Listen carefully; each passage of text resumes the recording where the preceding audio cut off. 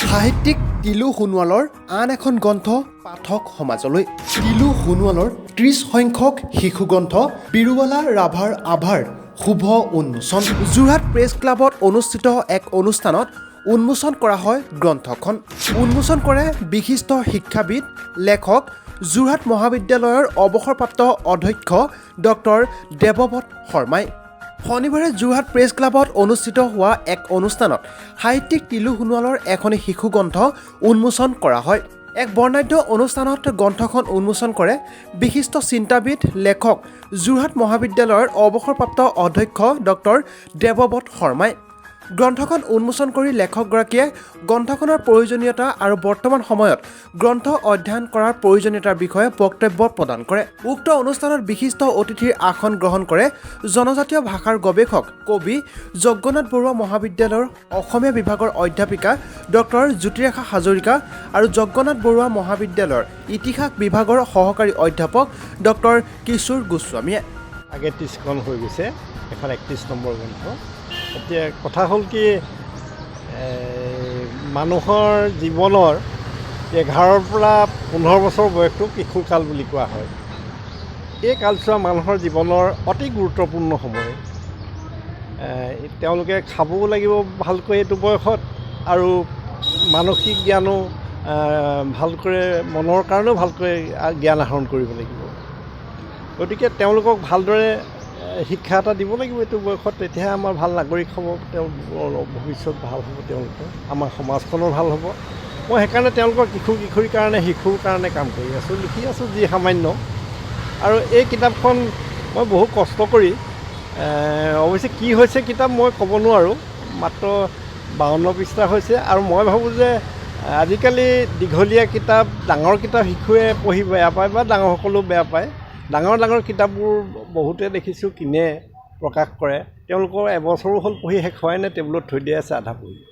গতিকে আজিকালি কিতাপবোৰ সৰু সৰু হ'লেই ভাল নেকি, শিশুসকলৰ ক্ষেত্ৰত, কিশোৰ কিশোৰীৰ ক্ষেত্ৰত সেইটো আৰু বেছি ভাল বুলি ভাবোঁ।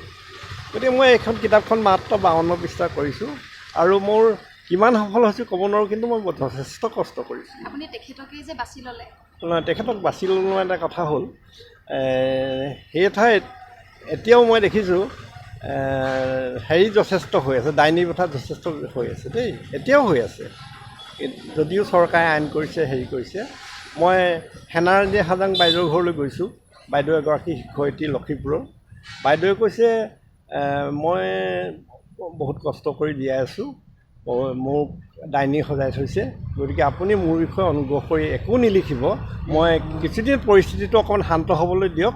মোৰ সৰু ছোৱালীজনী, দুজনী ছোৱালী, সৰু ছোৱালীজনী হাজং ছিংগাৰ হিচাপে ইতিমধ্যে প্ৰতিষ্ঠিত হৈছে, আৰু ডাঙৰজনী IAS গুৱাহাটীত কোচিং কৰি আছে, তাই ইতিমধ্যে প্ৰিলিমিনেৰীত পাছ কৰি থৈছে। আৰু 2 বছৰৰ পিছত মই নিশ্চয় ভাল পৰ্যায়লৈ আহিম, তেতিয়া তেওঁলোকে কিন্তু হেৰি নকৰিব, ডাইনী বুলি মোক হেৰি নকৰিব দেই, অভিযুক্ত নকৰিব, তেওঁলোকে মোক ভয় খাব অলপমান। গতিকে মোক অকণমান আপোনালোকে শান্তিৰে থাকিবলৈ দিয়ক। তাত এনেকুৱা এটা হৈছে। আৰু ৰামেশ্বৰী ৰাভা গোৱালপাৰাত যিগৰাকী থাকে, ইয়াত মই আনিছোঁ, বাইদেউ এনেকুৱা ঠাইত আছে গৈ, এতিয়া তাক কোনেও ক'তো ঠাইত বাইদেউক থাকিব নিদিয়ে ৰামেশ্বৰী ৰাভাক। ৰামেশ্বৰী ৰাভাৰ ঘৰটো হৈছে আমাৰ উপেন ৰাভা হাকাচাম চাওঁ গাঁৱৰ।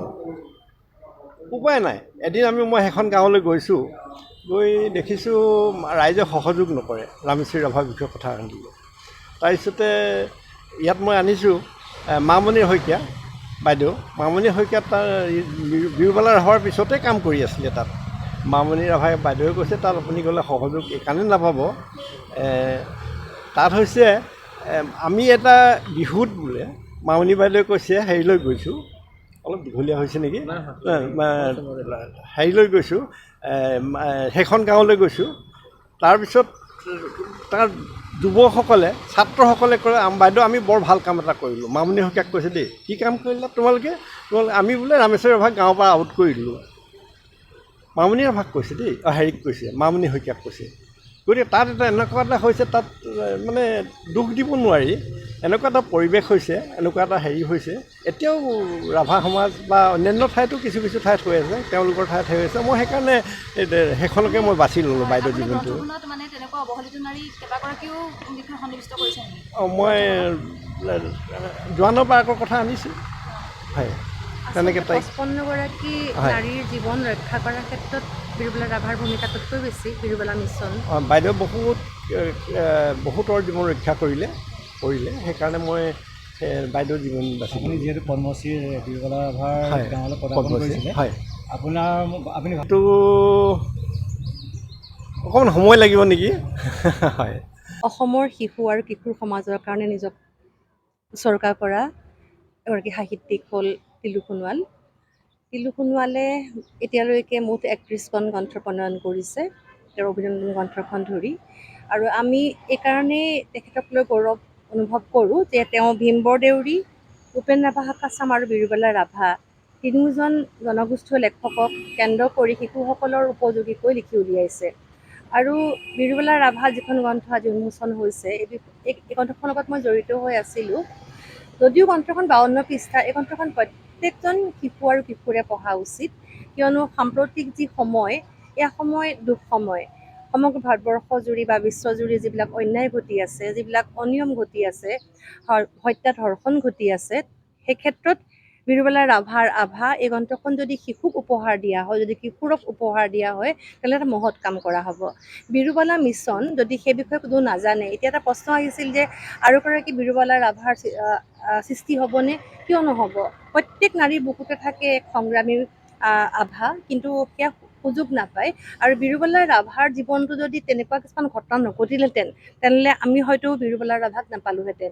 আৰু মাত্ৰ 5ম শ্ৰেণীলৈকে পঢ়া বিৰুবালা ৰাভাক ডক্টৰেট উপাধি গুৱাহাটী বিশ্ববিদ্যালয়ে, পদ্মশ্ৰী উপাধি সমগ্ৰ ভাৰত চৰকাৰে নিদিলেহেঁতেন। কিন্তু তেওঁ যিখিনি কৰ্ম কৰি থৈ গ'ল, 5ম মানৰ শিক্ষা দূৰৰ কথা, তেওঁ যিখিনি কৰ্ম কৰিলে সেই কৰ্মৰ বাবে তেওঁ সতীসাধনী বঁটা, মূলা গাভৰু বঁটা, সতী জয়মতী বঁটা আদি অনেক বঁটা বাহনেৰে তেওঁক সন্মান জনালে। মই ভাবোঁ বিৰুবালা ৰাভাই যিখিনি কাম কৰিছে, সেইখিনি কাম জনগোষ্ঠীৰ লোকৰ বাবেই নহয়, সমগ্ৰ অসমৰ নাৰী আৰু পুৰুষৰ বাবে।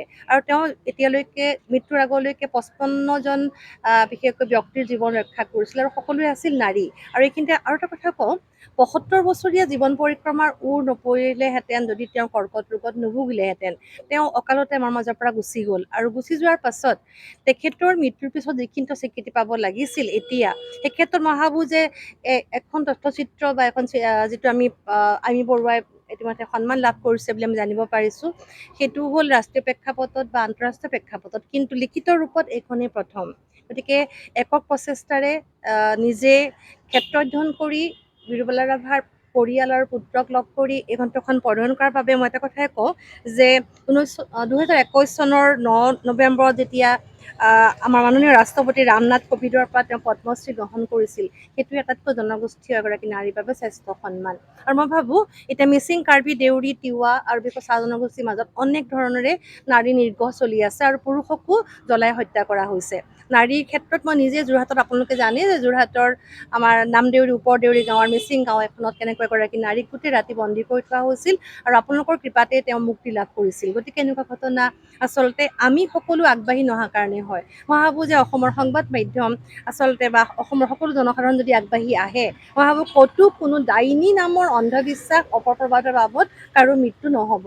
আৰু এই ক্ষেত্ৰত আটাইতকৈ শক্তিশালী মাধ্যম হ'ল গণতন্ত্ৰৰ চতুৰ্থ স্তম্ভ সংবাদ মাধ্যম, আৰু সেয়া লাগিলে দৃশ্যশ্ৰব্য যিয়ে নহওক, আৰু লগতে মানুহৰ মানসিকতা। মই ভাবোঁ বিৰুবালা ৰাভা অনেক সৃষ্টি হওক, আৰু অনেক বিৰুবালা ৰাভাই সকলো অসম তথা ভাৰত বা বিশ্বৰ সকলো অৱহেলিত, নিপীড়িত, শোষিত নাৰী আৰু পুৰুষৰ হকে মাত মাতক।